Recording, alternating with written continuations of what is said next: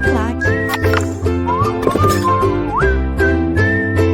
Bom, gente, voltamos e parágrafo 4º. Parágrafo 4º para encerrar essa relação de parágrafos do nosso artigo 5º. Aqui a gente tem uma informação muito rápida, mas que acaba nos permitindo conversar já sobre os direitos e deveres individuais e coletivos retratados ou apresentados, melhor dizer, apresentados nos incisos do nosso artigo 5º. Aqui a gente tem que o Brasil se submete à jurisdição de Tribunal Penal Internacional, a cuja criação tenha manifestado adesão. Qual é a informação que a gente tira daqui? Bom, primeiro é lembrar que esse Tribunal Penal Internacional, um tribunal internacional que busca punir determinados indivíduos, ou até mesmo estados, mas indivíduos, né, que cometem crimes específicos.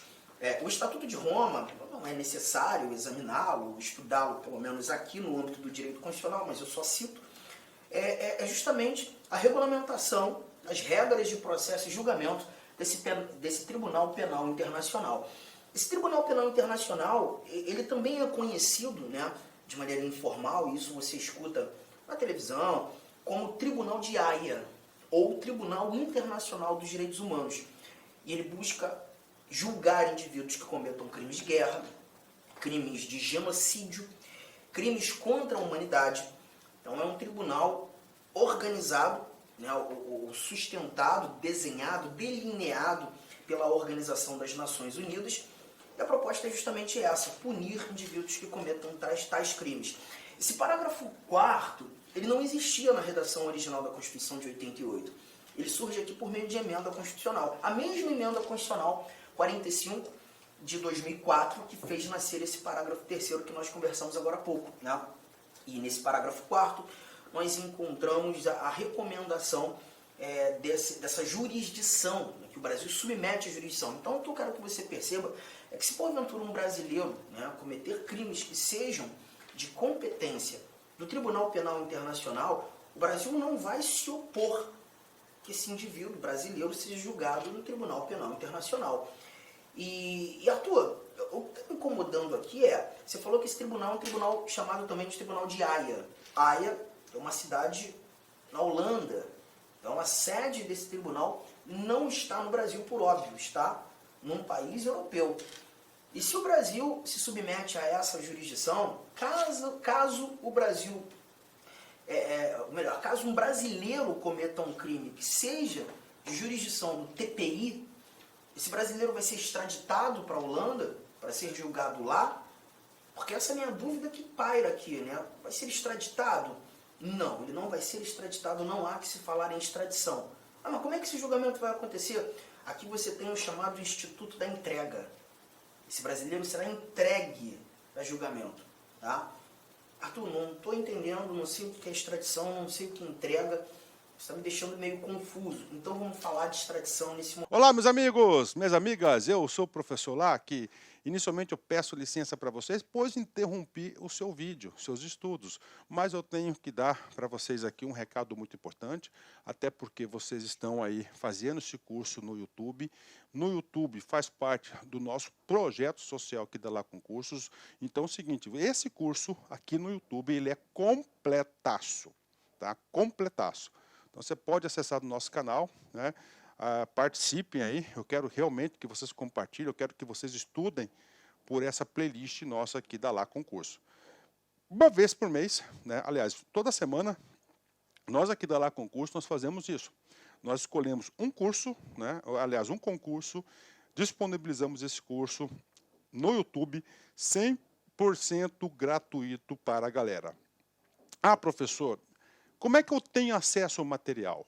Ah, professor, como que eu tenho acesso, professor, a essa metodologia do Personal Coach, né? O que é o Personal Coach? É a nossa metodologia em regime de metas. Ali nós vamos organizar para vocês um cronograma de estudo. Segunda-feira tem meta tal, meta tal, meta tal. Vou ranquear o aluno e muito mais, tá? Então, o que acontece?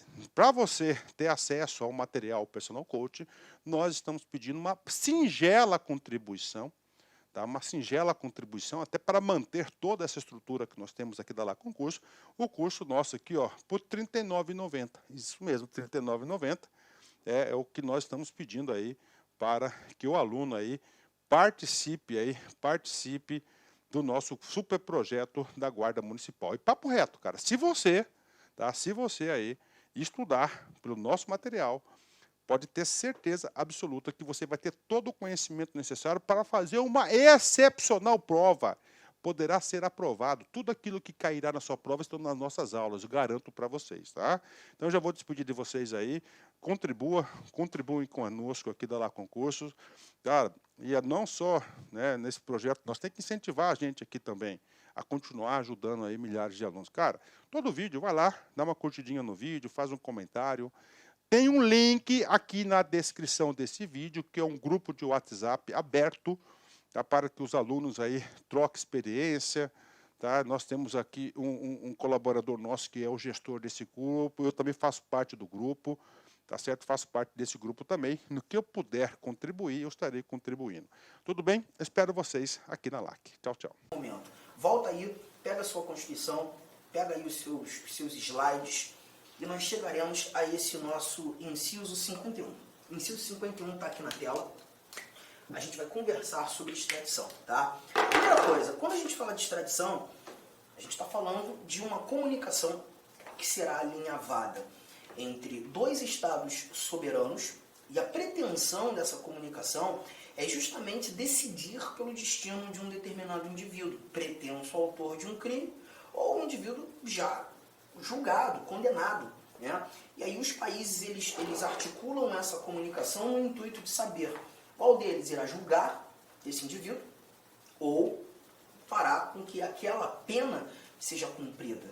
E a extradição nada mais é do que uma comunicação entre países, buscando decidir sobre o destino de um determinado indivíduo criminoso ou presumidamente criminoso, tá? E aí a leitura traz isso pra gente. Está aqui atrás, acompanha. Nenhum brasileiro será extraditado, salvo o naturalizado, em caso de crime comum praticado antes da naturalização ou de comprovado envolvimento em tráfico ilícito de entorpecentes e drogas afins na forma da lei. Essa extradição que a gente está tirando aqui, do inciso 51, é a extradição que nós chamamos de extradição passiva. Nesse momento, o Brasil não está fazendo pedido de extradição. O Brasil não está buscando trazer um indivíduo para cá. Na realidade, o Brasil está recebendo um pedido. Chegamos à conclusão, então, que esse indivíduo está no Brasil. E é um outro país que pede para que ele seja julgado lá ou cumpra a pena lá. O Brasil recebe o pedido de um outro país e agora vai ter que decidir se extradita ou não extradita. Essa é a figura da extradição passiva. Temos a extradição ativa? Sim, nós temos a extradição ativa. A extradição ativa é o Brasil fazendo pedido, né? A gente já viu aí alguns cenários há um tempo atrás. Você acompanhou na mídia, 2 brasileiros natos, inclusive, que foram pegos na Indonésia, né? Justamente por conta do tráfico ilícito de entorpecentes. Os nomes, Marco Archer e Rodrigo Goulart. Os 2 foram executados.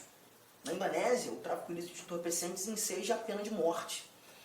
E como foram presos lá, né, encararam o corredor da morte. O Brasil se preocupou com os seus nacionais, o Brasil se preocupou com os seus brasileiros e pediu pela extradição. A Indonésia negou. Negou, julgou, condenou e executou. Os 2 foram executados, a pena lá, inclusive, ela é executada por fuzilamento, né? Os 2 foram fuzilados. Mas o Brasil fez o pedido de extradição. Nesse conjunto de informações, o Brasil praticou a tal da extradição ativa, pediu pela extradição. Só que essa extradição ativa ela não é citada aqui no nosso texto constitucional. O texto constitucional ele separou apenas informações sobre a extradição passiva. E é essa que nós iremos colocar aqui no caderno. Preste bastante atenção. Nenhum brasileiro será extraditado, salvo o naturalizado. Nenhum brasileiro será extraditado, salvo o naturalizado. Qual é a primeira conclusão que a gente tira daqui? Artigo 5º, inciso 51. Extradição passiva de brasileiros. Se nenhum brasileiro será extraditado, salvo naturalizado, A primeira conclusão que nós retiramos aqui é: se esse indivíduo é um brasileiro nato, está no Brasil e é um outro país que pede por sua extradição, a resposta vai ser não, a resposta vai ser nunca. Nenhum brasileiro será extraditado, se porventura nato. Tá? Então imagine, aquele determinado indivíduo foi lá para a Argentina, praticou um crime na Argentina, brasileiro nato, volta ao Brasil, estando no Brasil, a Argentina descobre quem cometeu o crime. Aquele brasileiro nato pede pela extradição. O Brasil, analisando esse pedido de extradição feito pela Argentina, evidenciando ser esse brasileiro um brasileiro nato, a resposta já está pronta. A resposta para a Argentina vai ser não. Agora, Arthur, ele pode ser condenado? Pode ser julgado? Pode, mas se porventura julgado, será julgado aqui no Brasil, pelas leis brasileiras. Juntos? Tranquilo? Só que você viu o salvo naturalizado. Então, se a brincadeira trouxer como personagem um brasileiro naturalizado, aí eu já não posso trazer novamente o nunca, mas também não vou escrever sempre. Vou ter que colocar um eventualmente. Brasileiro naturalizado pode ser extraditado, eventualmente. E essa eventualidade precisa garantir ou estar pautada nessa informação que a gente tem aqui. Ó. Nenhum brasileiro será extraditado, salvo naturalizado, em caso de crime comum praticado antes da naturalização, ou de comprovado envolvimento em tráfico ilícito de entorpecentes, drogas afins, na forma da lei. Caso de crime comum praticado antes da naturalização. Vamos lá, vamos brincar com isso aqui. Vamos imaginar que você seja um argentino, tá? Ainda na Argentina você pratica um crime. Vou trazer aqui um exemplo. Pratica um homicídio. E aí, percebendo que o bicho começou a pegar para o teu lado, as investigações estão firmes na Argentina, você sai da Argentina e vem para o Brasil. Quando chegando no Brasil, atende os requisitos para se naturalizar, ninguém sabe que foi você que cometeu esse crime, pede pela nacionalidade brasileira, conquista a nacionalidade brasileira e se torna um brasileiro naturalizado. Após isso, a Argentina descobre quem cometeu o crime. Você. Mas perceba, você cometeu esse crime antes de se tornar um brasileiro. Então, se você praticou esse crime comum antes da naturalização, o Brasil pode te extraditar. Então, eu já trago aqui a primeira recomendação. Crimes comuns praticados antes da naturalização. Só que o cuidado que você precisa ter é que o Brasil não tem a obrigação de te extraditar. O Brasil pode te extraditar. E aí o cuidado que você tem que ter com valores semânticos, tá? Porque o poder e o dever trazem semânticas totalmente diferentes. Totalmente diferentes. Lembre-se que a dignidade da pessoa humana é um fundamento da República Federativa do Brasil. E já que estamos falando de uma comunicação entre países, entre estados soberanos, quando nós estudávamos os princípios fundamentais, você viu os princípios que regem as relações internacionais. Dentre eles, precisamente o inciso 2º do artigo 4º, a prevalência dos direitos humanos. Se, aos olhos do Brasil, e quem julga o pedido de extradição é o Supremo Tribunal Federal, tá? Isso está lá no artigo 102, inciso 1º, a linha G do texto constitucional. Se aos olhos do Supremo Tribunal Federal, o órgão competente para julgar o pedido de extradição, for mais digno vê-lo sendo julgado aqui, e não lá, ainda que você tenha cometido esse crime comum antes da naturalização, o Brasil pode dizer não à Argentina. O Brasil não é obrigado a te extraditar. Pode te extraditar. Pode te extraditar. Beleza? Guardou essa informação? Só que voltando para a redação, nós temos aqui, ó, em caso de crime comum praticado antes da naturalização ou de comprovado envolvimento em tráfico ilícito de entorpecentes, drogas afins, na forma da lei.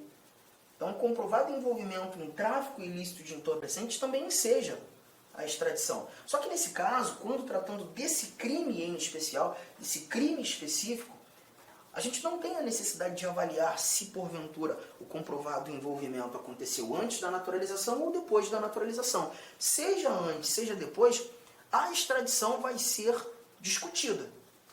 Possível a extradição. Então eu tenho que trazer mais uma seta E te lembrar que, nesse caso, quando tratando do tráfico ilícito de entorpecente, não nos interessa o momento. Tenha sido antes ou depois da naturalização, antes ou depois da naturalização, a extradição pode acontecer. A extradição pode acontecer. Legal? Só que você está percebendo que eu estou enfatizando pode acontecer. De novo, gente, não é uma obrigação, é uma possibilidade. Não é uma obrigação, é uma possibilidade. O Brasil pode extraditar, mas não é obrigado. Legal? De novo, a dignidade da pessoa humana é um elemento preponderante para que haja ali, né, a concessão da extradição. Se porventura aos olhos do Brasil, ainda que seja tráfico ilícito de entorpecentes, por mais digno vê-lo sendo julgado aqui, não vai ser extraditado. Arthur me deu um exemplo da dignidade da pessoa humana estabelecendo um não, garantindo um não a essa extradição do brasileiro naturalizado. Vamos imaginar que naquele determinado país que pede pela extradição tenhamos a pena de morte ao crime de tráfico ilícito de entorpecentes, a pena perpétua ao crime de tráfico ilícito de entorpecentes. No Brasil a gente não tem. A pena de morte é excepcional em tempos de guerra para os crimes de guerra, não para o tráfico. E se esse país que pede pela extradição não alinhavar com o Brasil a garantia da aplicabilidade de uma pena que é possível ser aplicada no Brasil, certamente o Brasil vai dizer não, olha, tudo bem, cometeu o crime, mas não posso extraditar. É mais digno vê-lo sendo julgado aqui. Então, ainda que seja um brasileiro naturalizado envolvido no tráfico ilícito de entorpecentes, motivo do pedido de extradição, o Brasil pode dizer não. Tá, entendi. Agora, por que quando um brasileiro comete um crime que seja de competência do Tribunal Penal Internacional, ele pode ser julgado lá, na sede do TPI, na Holanda? Isso não seria extradição? E mais, o exemplo que eu trouxe naquele momento, quando falando do TPI, de um brasileiro nato. Imagina um brasileiro nato praticando um crime de guerra. Um brasileiro nato praticando um crime que seja configurado crime contra a humanidade. E aí o Conselho de Segurança Pública, né, Conselho de Segurança, nem de Segurança, Conselho de Segurança da Organização das Nações Unidas deflagra que foi crime de guerra, ou até mesmo ratificado pela Assembleia Geral das Nações Unidas, aquele indivíduo cometeu um crime de guerra, e esse indivíduo é brasileiro. Como é que ele vai ser julgado na Holanda se brasileiro nato não pode ser extraditado? Pois é, porque quando um brasileiro é julgado, ou eventualmente venha a ser julgado no TPI, a gente não fala de extradição. Porque, de novo, gente, a extradição é uma comunicação entre estados soberanos. A extradição é uma comunicação entre países. É o Brasil se comunicando com a Argentina, com a Inglaterra, com a França. Quando a gente fala de TPI, Tribunal Penal Internacional, o Brasil não está se comunicando com a Holanda, país onde nós encontramos sede do tribunal. O Brasil se comunica com um tribunal internacional. Não é uma comunicação entre países, mas sim o Brasil se comunicando com um tribunal internacional cuja criação o Brasil buscou, né, confirmar, quis que nascesse, e mais, o parágrafo 4º do artigo 5º garante que o Brasil se submete a essa jurisdição. Então toma cuidado. O instituto que conduz um brasileiro a julgamento perante o TPI não é extradição, é um instituto da entrega. O Brasil entrega, e o Brasil não vai se opor a entregar esse brasileiro. Não vai se opor. Pô, mas coitado não. É importante que esse brasileiro saiba que o Brasil se submete à jurisdição desse tribunal internacional. E se porventura cometer um crime, configurar conduta e é de competência do TPI, o Brasil vai entregar. Não estamos falando de extradição. Esse cenário aqui é muito importante, tá? Porque a extradição é um assunto que vira e mexe, aparece aí na mídia. Né? A gente teve aí a discussão de extradição de Cesare Battisti, um italiano que gerou muita informação, né? O próprio Robinho, né, envolvido aí num crime um jogador de futebol, um crime terrível, aí, condenado pela justiça italiana. Então a gente tem esse assunto como um assunto extremamente relevante. Tá? Agora, quando a gente fala de Cesare Battisti não era brasileiro. Ele era italiano, estrangeiro. Por que demorou tanto, né, para que o Brasil entendesse por sua extradição? Já notou? Guardou isso tudo aqui? Ó? Então vamos continuar ainda com o papo extradição e avançar para o nosso inciso 52. O inciso 52 da Constituição. O inciso 52, ele fala para a gente sobre a extradição passiva de estrangeiros. A nossa Constituição também traz algumas informações aos estrangeiros. E olha o que o 52 vai contar para a gente. Espera aí, deixa eu trazer aqui para vocês. 52. Olha que barato. Não será concedida a extradição de estrangeiro por crime político ou de opinião. Então não há que se falar em extradição de um estrangeiro quando este pratica crime político ou um crime configurado de opinião. Como é que a gente começa a entender isso? O Brasil tem a pretensão de extraditar estrangeiros, né? Porque perceba, o Brasil faz pedido de extradição. E quando o Brasil faz pedido de extradição, o Brasil deseja receber sim como resposta. O brasileiro que está perdido pelo mundo, um exemplo importante, interessantíssimo. Teve um indivíduo aí, que não sei se ele era motorista de um jogador de futebol, ou um funcionário de um jogador, alguma coisa assim. E ele foi à Rússia, tá? E saiu com medicamentos aqui no Brasil, medicamentos que aqui no Brasil são legais, nada de substância ilícita, mas quando chega em território russo, ele acaba sendo surpreendido que aquela substância é proibida na Rússia. E por isso preso. E aí a gente pensa, caramba, mas o cara nem sabia. Pois é, mas é a soberania do outro país, nesse caso Rússia. O Brasil, em percebendo esse contexto, né, buscando proteger o seu brasileiro, pede pela extradição à Rússia. Não, extradite, eu quero tê-lo aqui. E aí essa brincadeira, esse imbróglio, cara, durou 2 anos, aproximadamente. Depois de muito tempo, a Rússia entende pela extradição. O Brasil pediu pela extradição justa desse indivíduo. Acho que é Fernando, o jogador de futebol é Fernando, e ele era chamado, o nome dele é Robson, acho que era isso, não me lembro bem agora. Mas você está percebendo?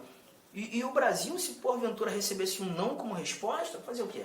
Tem que respeitar a soberania dos outros países. Tá? Depois de muito custo, o Brasil recebeu um sim. Então, o que eu quero que você perceba é que quando o Brasil faz pedido de extradição, o Brasil deseja receber sim como resposta. E se o Brasil deseja receber sim como resposta, o Brasil também tem que saber dar sim para outros países, quando outros países pedem por extradição, inclusive se forem nacionais de lá. Tá? Só que, de novo, gente, a dignidade da pessoa humana é muito importante nesse contexto. Trazer um novo exemplo. A gente viu há um tempo atrás um indivíduo chamado Ronald Biggs, já uma idade avançada, né?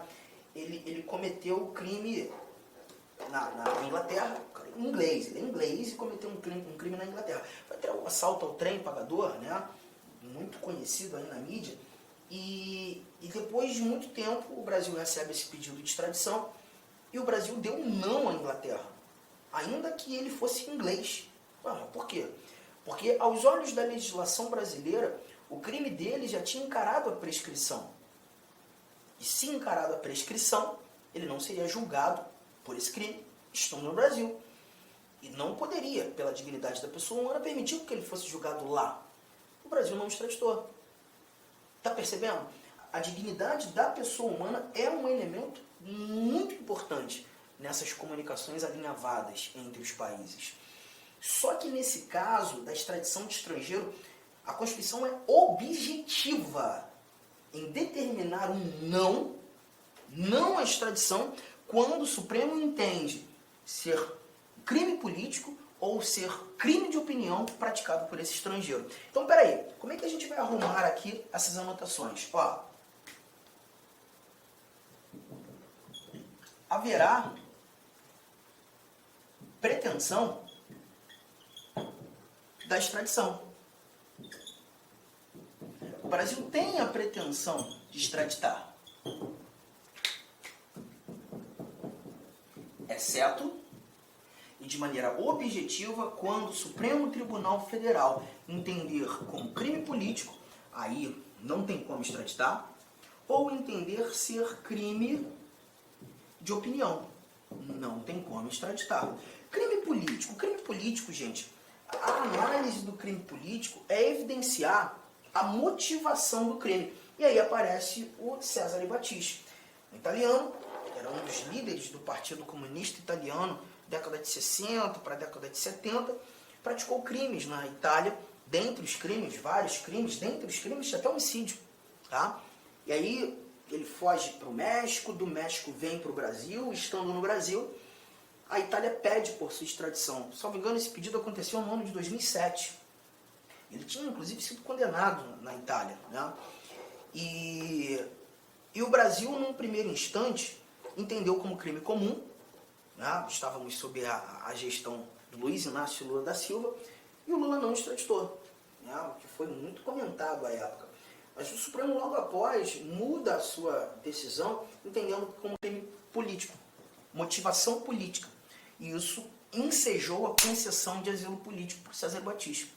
A motivação política para aquele quantitativo de crimes praticados pelo Cesare Battisti. E ele ficou por muitos anos aqui no Brasil, né, com um asilo político. Foi justamente quando nós mudamos a gestão, né, depois de termos passado por vários anos de Lula, Dilma, Temer, na gestão de Bolsonaro, o Supremo muda mais uma vez a sua decisão, entendendo como crime político, ou melhor, como crime comum, ensejando a extradição. Então o que eu quero que você perceba é que o crime político, ele simplesmente, em caráter objetivo, veda a extradição. Não tem como extraditar. Não tem como extraditar.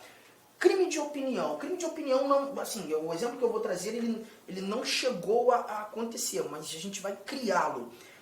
Há um tempo atrás você ouviu também na mídia um norte-americano chamado Edward Snowden. Ele era um ex-funcionário da Agência Nacional de Segurança norte-americana, e ele simplesmente abriu para o mundo a informação de que a Agência Nacional de Segurança dos Estados Unidos espionava vários países, né? Inclusive chefes de Estado. E naquele bolo doido a Dilma estava lá. A Dilma era presidente à época. E engraçado que essa conduta de Edward Snowden nos Estados Unidos configura crime de espionagem. E ele fugiu dos Estados Unidos, né? Ele foi para a Rússia. Mas a gente também acompanhou na mídia uma fala da vontade dele de vir ao Brasil, de estar no Brasil. Se não me engano, ele é homossexual, né? E o namorado dele é brasileiro. E aí a pretensão da mídia, inclusive, era estar aqui com o seu namorado, viver no Brasil. E muito se comentou, inclusive, dele ter feito pedido, né, de concessão de asilo político no Brasil. Só que o Ministério da Justiça simplesmente disse, não recebeu pedido algum, né? E aí eu até brinco em sala de aula, de vez em quando a gente tem que se fazer de demente, né? Porque perceba, se o Brasil concede asilo político, ele vem ao Brasil, está no Brasil, e os Estados Unidos pedindo por sua extradição, certamente nesse contexto, o Supremo Tribunal Federal deveria entender como crime de opinião. E entendendo como crime de opinião, a extradição seria negada. E é legal negar algo para os Estados Unidos? Não, eu brinco, é uma brincadeira que eu faço, né? Então, não recebi, não estou nem sabendo, não sei nem quem é. Né? Justamente para que isso não acontecesse. Mas, nitidamente, a conduta dele, aos olhos do Brasil, certamente seria entendida como crime de opinião. E se assim fosse, não teria como extraditá-lo. Ele teria ali a concessão de um asilo político. A ideia, inclusive, de uma perseguição em decorrência de fala. Tamo junto? Firmeza? Então aqui a gente mata essa recomendação sobre a extradição, tá? E aí, para o próximo bloco, a gente continua esse papo, né, trazendo mais informações sobre esses valores do nosso artigo 5º. Te aguardo para a gente continuar.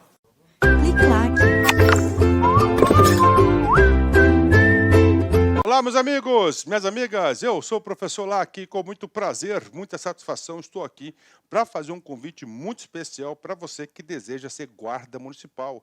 Guarda municipal, principalmente do município de São José, São José não, São Bernardo do Campo, né? São Bernardo do Campo, lá da região metropolitana de São Paulo.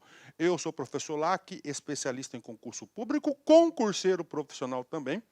Sempre estou sendo submetido a provas de concurso, que em 2022 tive a oportunidade de ser aprovado em 11 concursos públicos, é isso mesmo, e eu estou aqui para te ajudar nessa caminhada. Esse curso faz parte de um projeto da LAC Concursos, nós estamos comemorando aí 14 anos de fundação aqui da LAC Concursos, e nós estamos fazendo um projeto social. Esse curso super atualizado, ponta a ponta do edital, um projeto social para dar acessibilidade para todos aqueles que querem estudar por apenas R$ 39,90. É isso mesmo, R$ 39,90. Nosso curso EAD, super completo, atualizado, você tem direito ao personal coach, que é o estudo em regime de meta, é o projeto social da LAC Concursos, né? Esse projeto social visa atender todos aqueles que desejam, almejam aí, ser servidor público, especificamente da Guarda Municipal. Guarda Municipal, nós começamos um projeto mais ou menos aí uns 40 dias atrás, né? De 40 dias atrás até a presente data, até daqui para frente, nós vamos atender todas as guardas municipais do Brasil, é isso mesmo. Nós vamos tornar um site super especializado aí em guardas municipais, então você está estudando num site específico para essa finalidade, tudo bem? Então vem comigo, eu vou explicar para vocês aí os principais pontos do edital e a nossa proposta pedagógica, né? Vamos lá, Banca VUNESP, né? Banca VUNESP, né? Banca VUNESP, lá de São Paulo, da Universidade de São Paulo. As inscrições são do dia 24/5 até o dia 23/6. Data da prova, né? Data da prova, dia 27/8, dia 27/8, então temos um tempo considerável. Papo sério com você, eu conheço esse edital de ponta a ponta, cara. Se você cumprir as metas de estudos, que é a nossa metodologia do Personal Coach, lá no dia 27/8 você terá plenas condições de ser aprovado nesse concurso, né? Então, projeto social aqui da LAC Concurso, né? Vamos embora, vou explicar para vocês. Olha aí, ó, edital publicado, eu sempre gosto de pegar esse cabeçalho do edital para mostrar para a galera. Edital número 1 de 2023, tá? Olha aí, né? Que coisa legal, né? Fundação Vestibular da Universidade Estadual Paulista, né? VUNESP, né? Estadual Paulista, Universidade do Estado de São Paulo, né? Então vamos embora, né? Vamos explicar para vocês. Vamos falar das vagas, né? Olha aí, professor, são 150 vagas. Beleza, né? 150 vagas. Esse aqui é um concurso da Guarda Municipal. Concurso da Guarda Municipal, aliás, a Guarda Municipal, eu acredito que este ano ainda, de 2023, vai ser incluso no rol lá do caput do artigo 144 da Constituição e vai passar a ser o quê? Uma força de segurança pública. Tá? Uma força de segurança pública, beleza. Então, o que acontece? Com uma força de segurança pública, é característica de polícia, né? Policial, polícia, né? O que acontece? Nós temos um concurso com TAF, que é o teste de aptidão física, avaliação de investigação social, avaliação psicológica, curso de formação. Por que você está falando isso, professor? Porque é o seguinte, qual que é o seu objetivo? São 150 vagas de provimento imediato, mas preste atenção, esse concurso é de 2 anos mais 2. Tá? A sua meta, tá, é ficar entre, desculpa aqui, 810 na posição, 810. Por quê, professor? Quem ficar nessa posição de 810 vai ser chamado para o TAF, né? E aí, professor, cara, TAF, eu digo para você, TAF tem um alto índice de reprovação. Um alto índice de reprovação. Com certeza, no mínimo, aí, 25% dos candidatos serão eliminados no TAF, né? Ou seja, aumentando a sua possibilidade aí, tá? A sua possibilidade de ser chamado. Então, vem comigo. Vaga 150, mas você tem que ficar entre os 810 para você ir para o TAF, já vou explicar exatamente aí. Então, vamos lá. Guarda Civil feminino, né? Terceira classe. Como é que é a estrutura? Você entra na terceira classe, que é a classe inicial, vai para a segunda classe, primeira classe, depois você vai para a classe distinta, né? Você vai para a classe distinta, depois da classe distinta, você vai para... Aí você tem o subinspetor, inspetor, subcomandante e comandante geral. Tá? 45 vagas, sendo 43 de ampla concorrência e 2 vagas para deficiência. Né? Então, você tem aqui a remuneração, tá? 2.232, que é o vencimento básico, mais a gratificação de atividade de risco, que é 50%. 40 horas, né, você tem, eu vou falar sobre os requisitos aqui, e o masculino, 105 vagas. 105 mais 45, nós temos 150 vagas. 100 mais 5 aí para vagas de deficiente. Né? Requisitos, vamos lá, guarda municipal. Isso aqui é meio padronizado no Brasil todo. Por quê, professor? Porque nós temos a Lei 13.022, que é o Estatuto Geral das Guardas Municipais de 2014, que é uma lei federal. Então, para se inscrever, como requisitos do cargo entregar na data da convocação do curso de formação, então, na data da convocação do curso de formação. Tá? Ser brasileiro, nato naturalizado, bacana, né? Ter no mínimo 18 anos e no máximo 30 anos de idade no ato da inscrição no concurso. Tá? Ou seja, você tem que ter essa idade até que data? Até o dia 23. Tá? Então, até o dia 23/6, beleza? Até o dia 23/6, você tem que comprovar essa idade, a sua idade. Né? Estatura mínima, descalço e descoberto, 1,70 m ser homem e 1,60 m ser mulher. Pegou pesado aí, hein? Pegou pesado aí, hein? Ensino médio completo, beleza? Tá? Se masculino, está em dia com as obrigações militares, ok, né? Está kit com justiça eleitoral, CPF regularizado, não possui antecedentes criminais, óbvio, né? Não pode ter, inclusive, uma investigação social. E, claro, possuir CNH, no mínimo, categoria B. Aí, ó. Foi bacana, né? Porque tem muitos estatutos que cobram AB. Né? B, nós sabemos que é de veículo, e A é para quê? É para... aí você vai ter aí para motos, né? Motos. Então, esses aqui são os requisitos básicos, né? Tem mais requisito? Claro que tem. Olha aí, ó, não apresentar tatuagem que. Por quê? Já é o alinhamento para incluir a guarda municipal lá no artigo 144 da Constituição. Tá? O artigo 144 da Constituição, ó. Divulgue símbolo, inscrição ofendendo valores e deveres éticos inerentes aos integrantes da Guarda Civil Municipal, demais órgãos de segurança, né? O cara coloca lá o artigo 144 da Constituição, né? Eu sei aí que nesse mundo do crime, né? Quem é tatuado de palhaço significa que já matou aí, né? Já teve aí um óbito aí, que já provocou um óbito de um polícia, né? Ó. Faça inclusão, ó, alusão à ideologia terrorista e extremista contra instituições democráticas que pregue violência e criminalidade, discriminação, preconceito de raça, credo, sexo, origem, ideia de ato libidinoso e ideia de ato ofensivo, né? Beleza, né? Então, tatuagem tem esses requisitos aí, né? Isso aqui já facilitou bastante, cara. Eu estou muito tempo nessa vida de concurseiro profissional, muito tempo mesmo nessa vida de concurseiro, e antigamente concurso de polícia não permitia nenhuma tatuagem, né? Nenhuma tatuagem. E aí, o que aconteceu? Os próprios membros da força começaram, né, a se questionar isso, né? Começaram a se questionar e eles queriam ter tatuagem e colocaram essas regras. Olha aí, ó, ter aptidão física e mental, tá? Então vai ser o staff aí, né? Não ter sofrido demissão do serviço público, investigação social e outros documentos que o município de São Bernardo do Campo julgar necessários, né? Então esses são os requisitos aí específicos. Chama atenção a idade, chama atenção a habilitação, você tem que ter. Você tem que apresentar a habilitação na inscrição do curso de formação. Como é que vai ser a avaliação, professor? Né? Então, a avaliação aí, classe inicial, nós temos aqui, ó, primeira, tá? Primeira, prova objetiva. Segunda, o TAF. Terceira, avaliação psicológica, principalmente com foco para o porte de arma, né? E, finalmente, nós temos aí o curso de formação.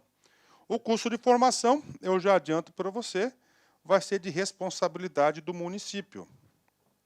Eu vou escrever certinho aqui, né? Vamos, né? Letrinha bonitinha, professor. Vamos lá, ó. Município, né? Aí, ó, município, né? Prova objetiva, que é o nosso foco, tá? Então, nós aqui da Lá Concurso, nesse projeto social, ó, nós vamos atender 100%, tá certo? Desses tópicos aqui, ponto a ponto do edital, e garanto, se você assistir essas videoaulas com bastante atenção, fazendo as anotações, seguindo as anotações, você tem todas as possibilidades de você ser bem-sucedido nesse concurso. Tá? Garanto isso para você. Tá? 100% aqui, é lá que vai atender. Nós temos língua portuguesa, tá? 10 questões, bacana. Matemática, 10 questões. Conhecimentos específicos, 20 questões, a parte de legislação. Aí o que acontece? Do 1 para o 2, a gente vai fazer a contagem aí, mais ou menos 810 candidatos irão para 2, que é a aptidão física. E aí? Qual que é a sua meta inicial? Cara, sua meta inicial, primeiro, não ser eliminado no concurso. Qual que é? Você ter 50% dos pontos, ó. Você conseguir a nota de corte, 50% dos pontos. Depois, professor, a sua segunda meta é colocar a cabeça aqui e fazer o TAF. Né? O TAF já elimina aí, no mínimo 25%. Por exemplo, a Polícia do Mato Grosso, a Polícia Militar, eram 3.000 vagas, só fazer uma analogia para vocês aí. Daí esse foi um índice lascado, quase 50% das pessoas foram reprovadas. Né? Lembrando que o concurso é 2+2. Cara, o cara que passou no TAF vai ser chamado, todo mundo. Aí, TAF, depois avaliação psicológica. Essa avaliação psicológica eu acho mais rigorosa porque ele vai testar o porte de arma, ver se a pessoa tem condições psicológicas de ter uma porte de arma aí, né? Aqui vão ser eliminados, cara, no mínimo 5% a 10%, pode ter certeza. E, claro, o curso de formação, que aí já está lá na frente, né?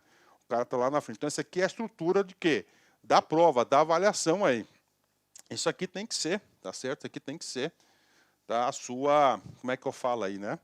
Isso aqui tem que ser a sua meta, né? Aqui tem que ser a sua meta aí, beleza? Vamos embora, né?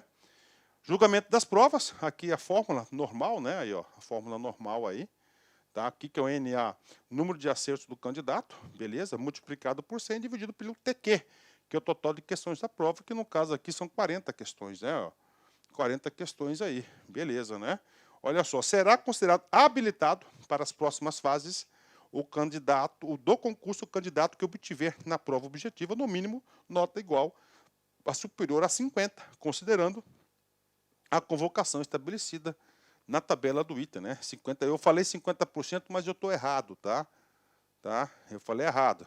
O que aqui acontece? NA, ó, total de acertos. Vamos compor se o cara fez tudo, né? São 40, né? Vezes 100, ó. Então dá 400 dividido por 40. Então tá 100 aqui, ó. O cara tem que acertar 50%, né? O cara tem que acertar aí 50%. 50% disso, tá? 50% disso são 50 pontos. 50 pontos o cara tem que acertar 20 questões, 20 de 40. Então tá certinho aí, é 50%. Então você tem que acertar 50% aí. Cara, esses 20 pontos aí você tira só em conhecimentos básicos nossos, conhecimentos específicos aqui da LAC, pode ter certeza disso, tá? Curso fantástico, tá? Professor, de onde você tirou os 810? Está aqui, olha aí, ó. Você soma aqui, dá 760, que é o 230 se feminino, 530 de masculino, né? Lista especial, você tem a lista especial do, ó, as 15 primeiras candidatas mais bem habilitadas à prova objetiva, e as 35 primeiros mais habilitados da prova objetiva. Então, dá 40, né? Que 40, professor, dá 50, né? Aí, ó, 50. 50 mais 760 dá 810. Professor, por que a bendita lista especial, né? Cara, eu particularmente eu não entendi. É a primeira vez que eu vejo em edital isso aqui. Eu já sou bastante experiente em relação aí a concursos públicos, né? Isso que é bom da minha profissão, né? A gente acaba sempre aprendendo, né? As coisas evoluem aí, né? Por que isso é importante? Cara, papo reto, tá aqui, ó, 2 anos prorrogáveis uma única vez. Então, você passou no TAF, passou na avaliação, você passou na avaliação psicológica, na investigação social, cara, você tem condições aí dentro desse período aí, por que não o município fazer uma nova turma, né? Porque é de responsabilidade do município, né? Cronograma, está aqui o cronograma, nós temos o cronograma aqui, beleza? Ó, término das inscrições, no dia 3/7, ó, aplicação das provas objetivas 27/8, e essa banca, né? Essa banca, que é a banca VUNESP, eu digo para você que é uma banca bacana pra caramba, né? Ó, aplicação da prova de aptidão física em novembro, que ele dá tempo para os caras aí, né, cara? Dá tempo para os caras aí fazer um condicionamento físico bacana, né? Apesar que você olha aí, né, cara, é de 18 a 30 anos, só molecada, né? Mas é o seguinte, eu vejo, cara, eu vivo isso todos os dias, às vezes o cara tem condições, né? Mas às vezes ele executa errado, uma barra, tá? Um exercício, aí ele é eliminado por besteira, tá? Então é melhor você procurar. O que vai cair? Língua portuguesa, bacana, matemática, bacana, né? Ótimo aqui, matemática, né? Excelente, né? Olha aí. Conhecimentos específicos, ó, Constituição, artigo 5º, 6º, artigo 144. O Código Penal, beleza aí, né? Processo penal, prisão em flagrante, né? Aí a Guarda Municipal tem um foco patrimonial e preventivo, né? Está ampliando aí. Aí tem uma parte do Estatuto da Criança, não é todo, né? Mas eu acho que era bom disponibilizar o curso todo para o aluno aí, né? Aí o Estatuto do Idoso, Estatuto do Desarmamento, ok? Lei Maria da Penha, abuso de autoridade, Estatuto Geral das Guardas Municipais, inclusive eu sou professor da 13.022 e também sou professor da 9.513, que é o Código de Trânsito Brasileiro, que é para você gabaritar, pode ter certeza disso. Bacana? Galera, então venha fazer parte desse projeto social aqui da LAC Concursos. Forte abraço, fique com Deus. Tchau, tchau. Espero vocês aqui. Clique lá